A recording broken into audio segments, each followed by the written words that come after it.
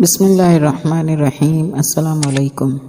Video کو مکمل دیکھیں اور لائک کریں اور چینل کو سبسکرائب کریں اور ویڈیو کو آگے شیئر کر دیں۔ قاتلان امام حسین علیہ السلام میں جب ابن زیاد کے قتل کرنے کا ٹائم آیا تو اس کو تلاش کرتے کرتے اس کی اولاد تک پہنچے۔ جناب ابراہیم کو بتایا گیا کہ ابن زیاد بھاگ نکلا ہے، لیکن اس کی اولاد، اس کے بیٹے بیٹیاں، کنیزیں سب کچھ یہاں پر ہے۔ تو ابراہیم نے ان سب کو قتل کر دیا۔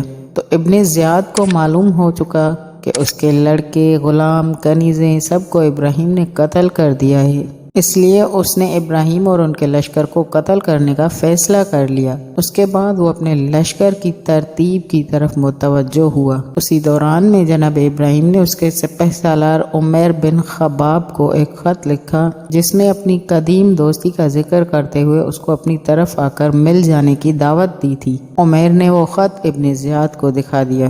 ابن زیاد نے مشورہ دیا کہ تم رات کو ان کے پاس ضرور جاؤ اور ان کے تمام حالات معلوم کر لو۔ چنانچہ عمیر رات کے وقت 1000 کا لشکر لے کر جناب ابراہیم کے پاس آیا اور حضرت ابراہیم نے اس کی بڑی عزت و توقیر کی اور اس کو زیادہ سے زیادہ انعام و اکرام سے سرفراز فرمایا۔ پھر بطور مشورہ اس سے دریافت کیا کہ اگر ہم اپنے لشکر کے گرد خندق کھودوا دیں تو مناسب ہوگا؟ اس نے کہا بہت مناسب ہے، لیکن تاخیر نہ کیجیے کیونکہ آپ کے پاس ابن زیاد کے لشکر سے بہت کم لشکر ہے۔ اگر آپ جنگ میں تاخیر کریں گے تو آپ کو سخت نقصان ہوگا۔ جناب ابراہیم نے اس کے رائے پر خوشی کا اظہار کیا۔ پھر عمیر نے کہا کہ آپ لوگوں کی جرت و شجاعت کا سکہ ابن زیاد اور اس کے لشکر کے دلوں پر بیٹھ گیا ہے، بس اب تاخیر نہ کیجیے ورنہ وہ سمجھ لے گا کہ آپ ان سے ڈرتے اور دبتے ہیں۔ جناب ابراہیم نے کہا مجھے تم پر پورا بھروسہ ہو گیا ہے۔ عمیر نے کہا میں آپ کے ہاتھوں پر بیعت کرتا ہوں، مگر شرط یہ ہے کہ آپ کا لشکر ان لوگوں پر حملہ کرے تو مجھ سے تعرض نہ کرے، مجھ پر اعتراض نہ کرے۔ میں جنگ کے دوران اپنے دستہ فوج کو لے کر آپ کی طرف آ جاؤں گا۔ عمیر جناب ابراہیم سے رخصت ہو کر ابن زیاد کے پاس واپس گیا۔ جو کچھ باتیں ابراہیم سے ہوئی تھیں مفصل اس سے بیان کر دیں۔ وہ بہت خوش ہوا اور 10,000 دینار اور قیمتی خلعت اسے انعام دیا۔ ادھر عمیر کے جانے کے بعد جناب ابراہیم نہایت خوش و مسرور ورقہ کے خیمے میں گئے اور عمیر کی پوری گفتگو ان سے دہرائی اور کہا یہ ایک بڑا اہم کام ہو گیا۔ ورقہ نے کہا اے امیر، جو کچھ ہوا درست ہوا، لیکن میں یہ بتا دینا ضروری سمجھتا ہوں کہ وہ قابل اعتماد نہیں ہے، اس میں وفاداری مطلق نہیں۔ اس کے متعلق میرا ذاتی تجربہ ہے کہ میں نے اپنے کانوں سے شیعوں کی مذمت کرتے سنا ہے، اور میرے چچا زاد بھائی نے مجھ سے بیان کیا کہ جب امام حسین علیہ السلام شہید کر دیے گئے اور یہ خبر موصل میں پہنچی تو میں اس وقت عمیر کے مکان پر تھا۔ خبر شہادت سنتے ہی میں رونے لگ گیا۔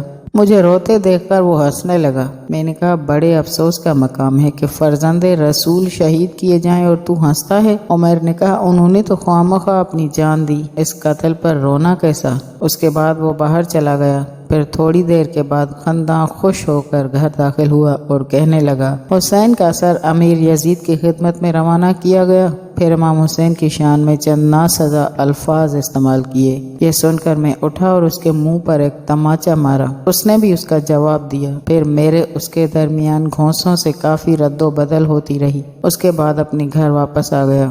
یہ سن کر ابراہیم نے کہا مجھے ان باتوں کی اطلاع نہیں تھی۔ عمیر کے جانے کے بعد آپ نے اپنے لشکر کی یوں ترتیب فرمائی، میمنہ پر سفیان بن یزید بن معقل ازدی کو متعین کیا، میسرہ پر علی بن مالک خشعی کو مقرر فرمایا، تمام سواروں پر طفیل بن لقیط کو تعینات کیا اور پیادوں پر مزاحم بن مالک سکونی کو معین کیا اور اپنے لیے قلب لشکر تجویز فرمایا۔ اس کے بعد مناسب پند و نصیحت فرمائی اور حکم دیا کہ یک کے بعد دیگر سارا لشکر ایک مقام پر جمع ہو جائے۔ ترتیب لشکر کے بعد ہی رات ہو گئی۔ حضرت ابراہیم طلائع لشکر کے لیے نکلے اور ایک شامی کو ابن زیاد کے لشکر کی طرف جاسوسی کے لیے بھیجا۔ اس نے آ کر اطلاع دی کہ 200 افراد کا ایک گروہ طلائع پر ہے، اس کا سردار بکر بن زید ہے۔ یہ شخص اکثر ابن زیاد کے ساتھ شراب پیا کرتا تھا۔ ایک دن اس نے ابن زیاد سے کہا کہ اے امیر، تو نے ایسا نیک کام کیا ہے کہ اس کے بعد کتنا ہی گناہ کرے خدا تجھ پر عذاب نہ کرے گا،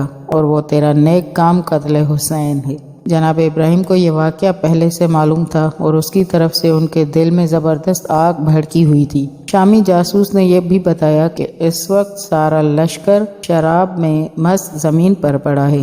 یہ سن کر جناب ابراہیم نے 700 سواروں کو ہمراہ لے کر اس مقام پر پہنچے جہاں 200 افراد شراب میں مدہوش پڑے تھے۔ آپ بکر بن یزید کو پہچانتے تھے، اس کے گروہ میں داخل ہو کر اپنے بکر کو قتل کر دیا اور دوسری جانب سے نکل گئے۔